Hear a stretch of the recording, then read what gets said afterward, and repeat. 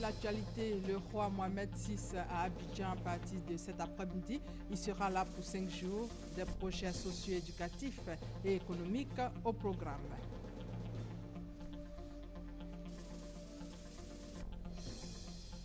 « 27e édition de la Journée mondiale sans tabac. Le thème éliminer le commerce illicite des produits du tabac.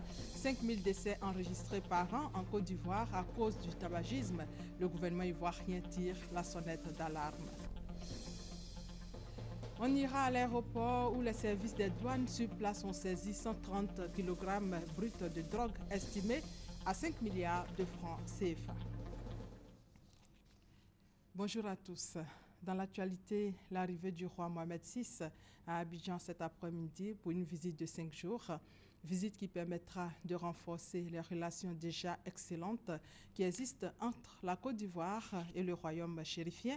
Des projets socio-éducatifs et économiques sont au programme. Fin des assemblées annuelles de la BAD, Banque africaine de développement depuis hier. Le Premier ministre Daniel Kablan-Duncan, représentant le chef de l'État Alassane Ouattara, a présidé la cérémonie de clôture après 5 jours de travaux autour du thème « L'Afrique et le nouveau paysage mondial ». Plusieurs moments forts ont marqué ces assises, notamment l'élection du 8e président de la BAD, Dr Adeseni.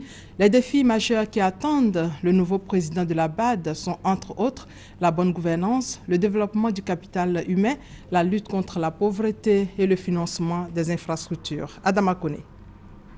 Dès après son élection, le nouveau président du groupe de la Banque africaine de développement BAD, le Nigérian Akinwumi Adesina, s'est envolé pour son pays. Et pour cause, l'investiture du président de la République fédérale du Nigeria ce vendredi 29 mai. S'il est retourné aussitôt au bord de la lagune Ébrié, accompagné de son épouse, pour la cérémonie de clôture, c'est le 1er septembre prochain qu'il prendra fonction. Et les défis au cours de sa présidence sont nombreux. Les grands défis, c'est poursuivre l'intégration régionale et puis la question de la jeunesse. C'est important d'augmenter le flux économique, le flux même financier en Afrique.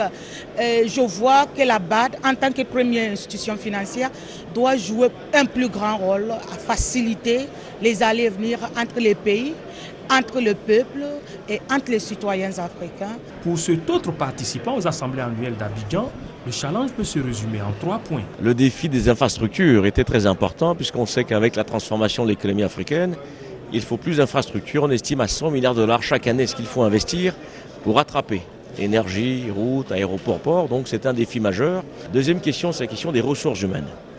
Parce qu'on estime que les ressources humaines finalement, c'est l'infrastructure des infrastructures. S'il n'y a pas de compétences, de talent pour profiter de ces infrastructures, il n'y a pas de développement. Donc je crois qu'il y a un défi majeur pour le président de la BAD, c'est s'assurer avec les États africains qu'ils misent sérieusement sur la rénovation du système éducatif, qu'on mise davantage sur les formations pratiques et techniques, parce qu'avec 80% de jeunes au chômage, on ne peut pas faire de développement même s'il y a des routes, même s'il y a des aéroports. Et puis troisième défi, la gouvernance. La gouvernance pose de sérieux problèmes au continent africain. La gente féminine compte aussi figurer parmi les priorités d'Akinwumi Adesina. C'est important d'accroître la politique envers les femmes, d'autonomisation, de renforcement des capacités. Mais sa longue expérience dans le secteur agricole ne va-t-elle pas influencer ses options? Ça devrait à mon avis influencer, même si je ne peux pas supputer ce qu'il fera. Mais vous savez que l'agriculture, en principe, occupe 3/4 des populations africaines. Mais dans le même temps, c'est un secteur qui ne produit pas assez. C'est-à-dire on est obligé d'importer alors que 60% des terres arables non cultivées sont en Afrique et que beaucoup de jeunes peuvent trouver des emplois dans l'agriculture. On n'a jamais finalement mis l'accent sur l'agriculture. Si le président, fort de son expérience dans l'agriculture, ne pousse pas aussi l'agenda de la BAD et des pays dans le développement, l'industrialisation de l'agriculture pour nourrir l'Afrique, pour donner des jobs, pour créer des industries, je pense qu'il sera passé un petit peu à côté de quelque chose. Tout compte fait, l'on s'accorde sur le fait que le nouveau président a les moyens de réussir sa mission. C'est quelqu'un qui a une notoriété internationale, donc il va beaucoup apporter à la BAD au niveau de ses relations, au niveau de ses connaissances. C'est un chercheur hors pair, donc pour moi c'est quelqu'un qui va être à la hauteur. un vent nouveau souffle à la tête de la BAD. Il appartient à son président, à sa prise de fonction, de le rendre favorable pour le développement du continent. Le Premier ministre Daniel Kablan-Duncan a pris part à un panel sur le climat des affaires. Daniel Kablan-Duncan en a profité pour faire le point du chemin parcouru par la Côte d'Ivoire. Ensuite, le Premier ministre a accordé différentes audiences à des personnalités venues prendre part aux assemblées annuelles de la BAD. On fait le point avec Hervé Blé. C'est en s'appuyant sur de nombreux exemples que le Premier ministre a démontré à ses hôtes que la Côte d'Ivoire est pleinement engagée dans l'amélioration de son climat des affaires. Soucieux de voir le secteur privé prendre une place de plus en plus importante dans le développement du pays, des efforts ont été consentis par l'État qui d'ailleurs se poursuivent. Face à des hôtes désireux d'en savoir davantage sur la place accordée au secteur privé, Daniel Kablan-Duncan s'est montré rassurant. J'ai indiqué qu'en 2014, 64% d'investissements faits en Côte d'Ivoire étaient faits par le secteur privé. Le climat des affaires a été beaucoup amélioré donc, en Côte d'Ivoire et que les gens peuvent créer une entreprise donc, en 24 heures. Et disons que les délais ont été raccourcis, les coûts sont moindres et qu'il faut qu'ils viennent donc investir en Côte d'Ivoire. Fini le panel sur le chemin parcouru par la Côte d'Ivoire. S'agissant du climat des affaires, le Premier ministre avait rendez-vous à la primature avec une délégation d'une quinzaine d'hommes d'affaires indiens. Ces derniers étaient désireux de s'informer sur le climat des affaires en Côte d'Ivoire, tout en exprimant leur désir d'investir dans le pays. L'année passée, il y a 1 an, 3 mois maintenant, 78 entreprises indiennes donc, ont pris contact avec le CPC. Cela traduit donc l'intérêt que l'Inde a pour la Côte d'Ivoire. Nos relations sont en train de se renforcer. Aux hommes d'affaires indiens a succédé l'ancien vice-président de la Banque internationale pour la reconstruction et le développement, BIRD. Justin Lin a passé en revue, avec le Premier ministre Daniel Kablan-Duncan, les moyens mis en œuvre par le gouvernement ivoirien pour réussir le développement du pays. Je suis convaincu que la Côte d'Ivoire est sur une étape de décollage. Donc je suis sûr que la Côte d'Ivoire va réussir ce que nous avons réussi en Chine et en Asie de l'Est. La fête des mères, c'est demain. Déjà hier, la première dame a célébré les femmes des médias. Communion parfaite à l'ISTC où Mme Dominique Ouattara a exhorté les femmes au travail et à plus de professionnalisme. La première dame a fait plusieurs dons sur place. Ambiance et commentaires, Thomas Kessambi. C'est ce vendredi que les femmes du monde des médias de Côte d'Ivoire ont choisi, laissant de côté un tant soit peu leurs plumes, microphones et autres artifices du métier pour célébrer la fête des mères édition 2015. Une fête sur fond d'hommage. Et c'est sur Dominique Ouattara, première dame de Côte d'Ivoire, que le choix des femmes de la communication s'est porté pour parler d'hommage à la mère. Madame la Première Dame, nous nous honorons de votre présence à nos côtés qui témoigne de l'intérêt que vous avez toujours porté et manifesté à l'endroit de vos sœurs de Côte d'Ivoire et particulièrement ce jour à celle de nos différentes corporations. C'est la première fois de notre histoire qu'un tel honneur nous est fait. Depuis son accession à la magistrature suprême, le président de la République, son Excellence Alassane Ouattara, s'emploie à promouvoir la femme dans tous les domaines de la société ivoirienne. Et nous sommes sûrs que vous y êtes pour quelque chose. Après cette figure de proue des médias de Côte d'Ivoire, c'est au tour d'Afoussiata Baba Lamine, ministre de la Communication, de reconnaître le mérite de l'épouse du chef de l'État dans ses actions en faveur de celles qui ont le privilège unique de mettre au monde les enfants.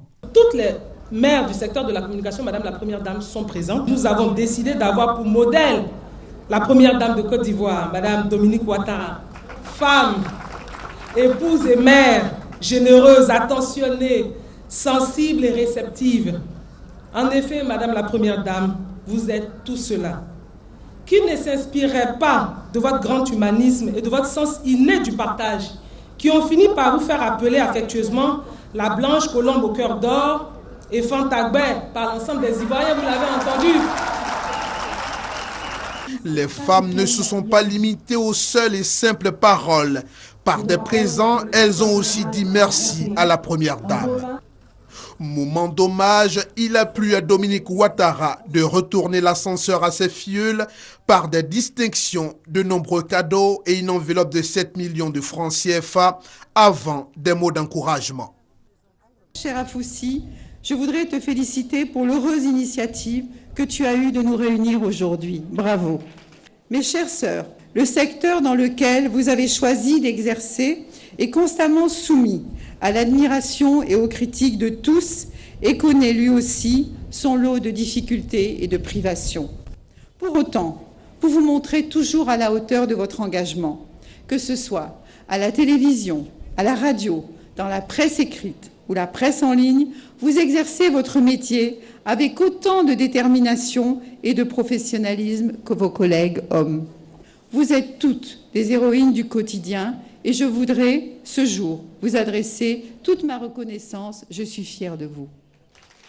Pour le reste, ce sont des femmes à la fois heureuses et reconnaissantes à la première dame Dominique Ouattara et au ministre Afoussi Tambaba Lamine qui sont repartis, se donnant rendez-vous sans doute pour 2016.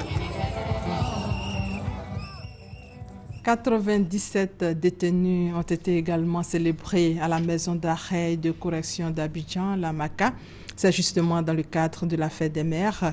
C'est une initiative de la direction des affaires pénitentiaires et ces femmes ont reçu des dons d'une valeur de 500 000 francs CFA. Guillaume Zéré et Emmanuel Niamien.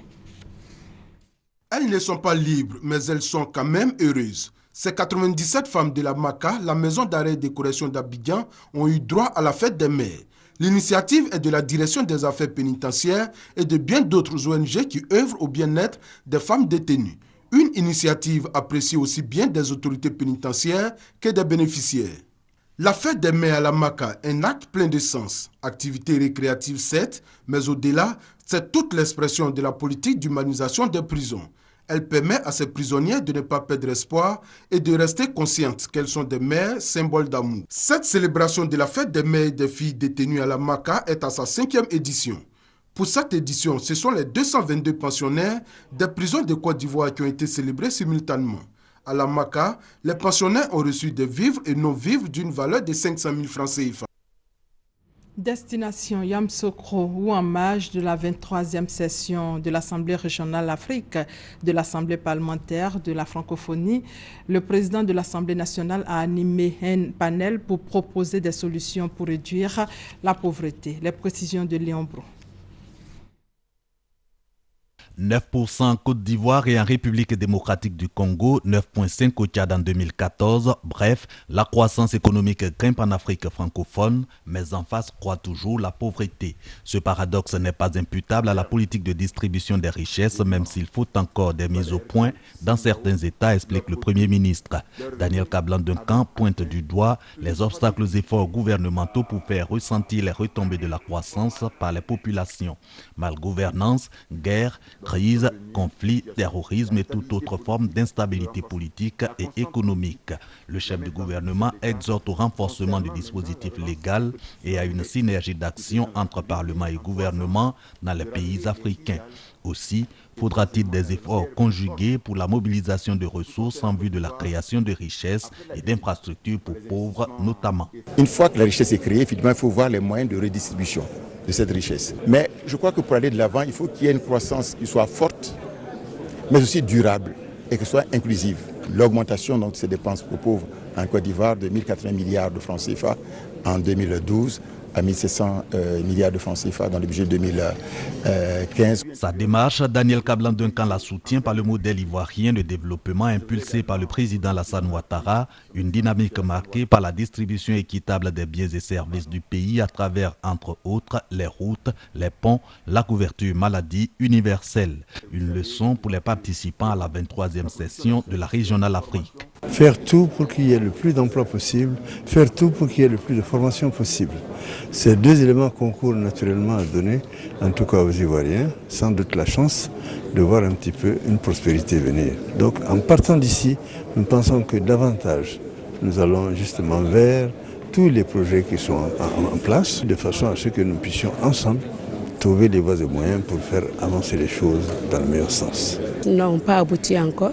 Mais c'est des pistes que nous avons empruntées, que nous empruntons maintenant. Arrivé à Conakry, par exemple, surtout nos mandants qui nous ont envoyés, nous leur dirons que toute l'Afrique est déjà debout pour le développement de l'Afrique, pour mettre fin à la pauvreté. Avant le Premier ministre Daniel Kablan-Duncan, c'est son homologue de la République démocratique du Congo, Augustin Mataponio, qui a entretenu les députés sur le dilemme croissance-pauvreté, avec à l'appui l'exemple de son pays en matière de développement.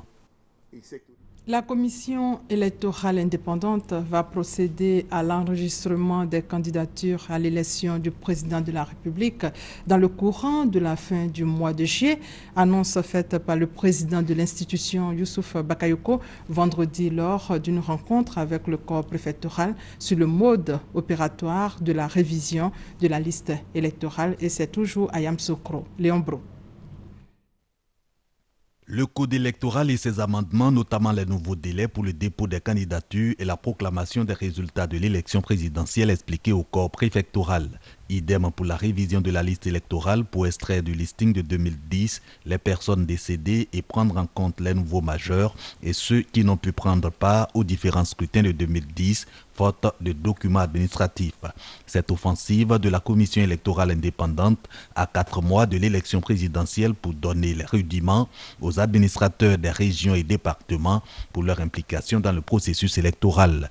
Mieux, cette rencontre vise à préparer le corps préfectoral à mieux sensibiliser pour l'adhésion des populations à la révision de la liste électorale prévue pour démarrer ce lundi 1er juin 2015. Si l'on regarde les statistiques dans la sous-région, et en Côte d'Ivoire particulièrement, on se rend compte que généralement le nombre d'électeurs n'est pas tout à fait en relation avec la population. Donc nous demandons aux gens de venir se faire inscrire et qu'ainsi ils pourront exprimer leur vote et faire en sorte que le président élu soit le président de tous les Ivoiriens. Et c'est avec insistance car pour le président de la commission électorale indépendante, il s'agit d'amener le maximum d'Ivoiriens en âge de voter à le faire pour que les résultats des élections reflètent le choix populaire et que cessent les contestations. Youssouf Bakayoko souhaite avoir une liste électorale représentative des 22 millions d'Ivoiriens, au moins 8 millions d'électeurs. Sa rencontre avec le corps préfectoral intervient après des échanges avec d'autres corps constitués.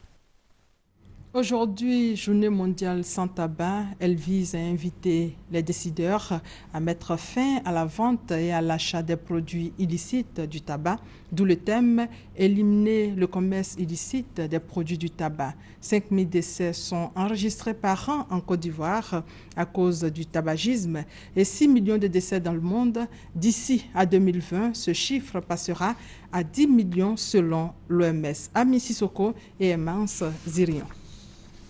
Décrétée en 1988 par les Nations Unies, la journée mondiale anti-tabac est célébrée tous les 31 mai. Éliminer le commerce illicite des produits du tabac est le thème de la 27e édition. Chaque année, le tabagisme tue 5000 personnes en Côte d'Ivoire. Conscient des méfaits du tabac, le gouvernement entreprend des actions.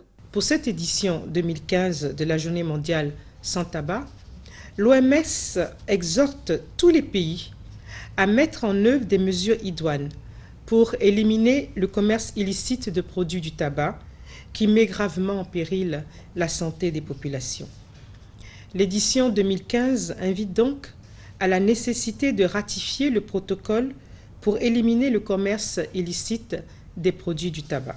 Selon le ministre de la Santé, les campagnes de sensibilisation et l'adoption en 2012 du décret portant interdiction de fumer dans les lieux publics et les transports en commun portent déjà leurs fruits. 93% des bars et boîtes de nuit respectent la mesure, ainsi que 85% des maquis et restaurants. Taxis communaux, taxis compteurs et cars sont encore réticents avec respectivement 36,5%, 23% et 14,3%. Il est important de noter que le tabagisme demeure une question sensible et difficile d'application face au lobby des entreprises du tabac à travers le monde, mais également en Côte d'Ivoire. En cette journée mondiale dédiée sans tabac, le gouvernement invite les fumeurs à respecter cette journée d'abstinence au tabac et à faire les efforts tous les jours suivants afin de préserver la santé des populations. Pour protéger les populations contre le tabagisme, un projet de loi anti-tabac a été adopté en 2014 par le gouvernement. Ce projet sera bientôt sur la table des députés à l'Assemblée nationale. À Boaké, dans une basse-cour d'un quartier, il a été constaté plusieurs cas de poulets morts. Le ministre des Ressources animales et halieutiques se veut rassurant. Il ne s'agit pas de cas de grippe aviaire, pas pour le moment en tout cas, nous dit Hervé Blé. Ce sont des suspicions. Mais nous allons au bout de nos recherches. Parce que dans ce cas précis, pour le moment, on ne peut même pas dire que c'est la grippe aviaire qui sévit. Puisqu'il n'y a plus de mortalité de poulets. Et puis, même les poulets qui sont dans la basse-cour, qui n'ont pas été atteints, sont encore vivants. Mais donc ce sont des alertes importantes. Et pour mieux maîtriser la chose, on a fait des prélèvements que nous sommes en train d'acheminer vers Padoue, en Italie, qui est un laboratoire de référence en matière donc de grippe aviaire. Le résultat des analyses sera connu dans un mois. À l'origine de la suspicion de grippe aviaire en Côte d'Ivoire, des cas de maladie et de mortalité de volailles traditionnelles dans une basse-cour à Boaké. Ces cas, bien loin d'être des cas de grippe aviaire, selon le ministre des Ressources animales et halieutiques, sont sous contrôle. Dès que nos services ont été alertés, ils ont pris des dispositions pour éviter la psychose et également pour dire aux consommateurs qu'ils peuvent continuer de manger la viande de poulet. Nous avons décidé de porter l'information à votre connaissance pour que vous soyez au même niveau d'information que nous. Et donc à Boaké, on peut toujours continuer de manger le poulet. Pas donc de cas de grippe aviaire déclarés en Côte d'Ivoire. Le gouvernement rassure, tout est mis en œuvre pour éviter la maladie dans le pays. Nous sommes déjà en saison des pluies. Des maires veulent prévenir les dégâts. Ils ont effectué une visite de certains sites à risque dans les communes de Cocody, Riviera. La délégation a rappelé aux riverains les mesures à prendre pour éviter à nouveau les drames qui avaient frappé de nombreuses familles l'année dernière en raison des inondations et des éboulements. Le point avec Grace Kando. Les fortes pluies qui se sont abattues sur le district d'Abidjan l'année dernière ont fait plusieurs dégâts humains et matériels. La saison des pluies ici, c'est une inquiétude pour nous. Dans un quartier résidentiel comme le nôtre, on ne peut pas dormir parce que l'eau envahit le quartier, l'eau qui vient de très loin. Certains ont eu des diplômes partis. Des voitures ont été emportées par des eaux pluviales. Selon l'Office national de la protection civile, 39 morts ont été enregistrés. Pour éviter de telles situations, les sites à risque ont été détruits. La coordination des maires du district d'Abidjan a visité ces sites détruits situés dans les communes d'Atekoubé et de Cocody. Elle a décidé d'apporter son soutien aux populations dont les maisons ont été inondées. L'analyse des problèmes a été faite et les solutions sont connues. Et les populations nous ont mandaté en tant que maires de les appuyer auprès du gouvernement pour que les solutions qui sont connues soient mises en œuvre. La coordination des maires du district d'Abidjan a exhorté les personnes vivant encore dans les zones à risque à les quitter. Elle a également annoncé que dans les jours à venir, la première dame de Côte d'Ivoire, Dominique Ouattara, apportera son soutien aux populations victimes des sinistres. Autre sujet, 130 kg de drogue estimés à plusieurs milliards de francs CFA ont été saisis par les agents de la direction des services aéroportuaires des douanes. Cette importante quantité de drogue en provenance de Cotonou était en partance pour la Zambie après un transit à Abidjan. Les auteurs, au nombre de 3, ont été interpellés, nous dit Abou Sanogo. 130 kg d'héroïne en provenance de Cotonou au Bénin pour la Zambie via Abidjan saisis par les agents de la direction des services aéroportuaires des douanes. Ces 122 sachets d'héroïne sont estimés à 5 milliards 200 millions de francs CFA. Ils appartenaient à Fatimé Touré Jeannette et Kadi Kwasi sa fille. En effet, c'est au cours du contrôle de la déclaration d'exportation du colis que les agents des douanes en service constatent que la destination zambienne semble suspecte au regard de la nature de l'expédition composée des pièces détachées usagées. Après un contrôle approfondi, ceux-ci découvrent à l'intérieur de chaque pièce 2 sachets contenant une poudre blanche. Soumis au test de drogue générale, cette poudre s'est avérée positive. Interpellés, Jeannette Fatimé Touré et Kadi Kwasi et leur transitaire Namori Dosso, chargés de l'expédition, passent aux aveux. Ces 130 kg bruts d'héroïne devaient desservir les marchés ivoiriens et zambiens. Après l'opération, les agents des douanes ont reçu les félicitations de leur hiérarchie. Vous méritez nos encouragements, nos félicitations, car je sais que la lutte contre la drogue est difficile. L'une de nos missions principales consiste à protéger la population et notamment contre le trafic de la drogue qui menace dangereusement la santé de nos populations, la santé de notre jeunesse, la moralité de la société entière. Les 2 dames et leurs transitaires ont été mis à la disposition de la gendarmerie de l'aéroport pour nécessité d'enquête. Était présente la responsable du protocole de l'aéroport. Rappelons que le jeudi 7 mai dernier, les agents des douanes de l'aéroport ont saisi 1,5 kg de cocaïne d'une valeur d'environ 60 millions de francs CFA à destination de Lyon en France via la Côte d'Ivoire et Casablanca. Régler la question des infrastructures scolaires de plus en plus insuffisantes dans certaines régions du pays, c'est l'objectif que veut atteindre le ministère de l'Éducation nationale et de l'enseignement technique. Pour ce faire, tous les acteurs du système éducatif ont été conviés à des échanges au Conseil économique et social, entre autres résolutions, la révision des cartes scolaires. Eman Niamien pour plus de détails. Le constat depuis plus d'une décennie est formel. Les infrastructures scolaires nationales ne répondent plus à la forte demande d'éducation. Dans toutes les régions du pays, les infrastructures sont insuffisantes et vieillissantes, notamment les établissements et leurs équipements. Une réforme de la carte scolaire est donc en cours avec l'élaboration d'un outil nouveau de planification et la participation effective des conseils régionaux.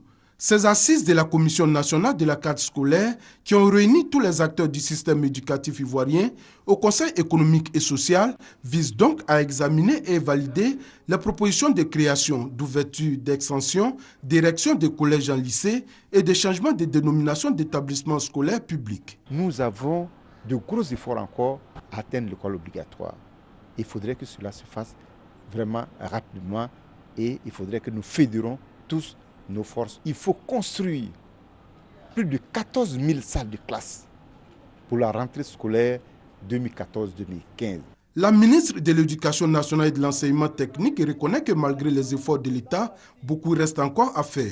C'est pourquoi elle engage les autorités locales, notamment les conseillers régionaux et les maires, à soutenir les efforts de l'État en construisant des écoles. Très concrètement, nous leur demandons de construire des collèges de proximité et de s'investir dans la construction des logements des personnels.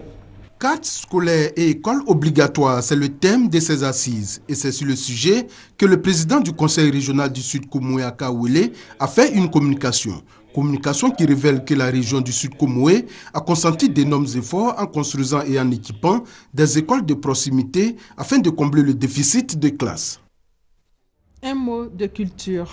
La commune de Sirasso fait de la promotion du patrimoine culturel local sa priorité pour amener la jeune génération à s'intéresser à la culture. Cette commune a initié la première édition de la nuit artistique de Sirasso.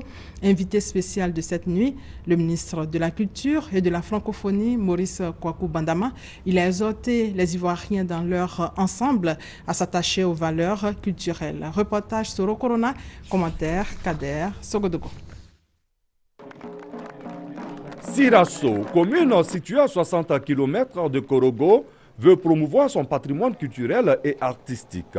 La municipalité a donc initié une nuit artistique, une nuit pour célébrer la francophonie et valoriser la culture du Kafigué.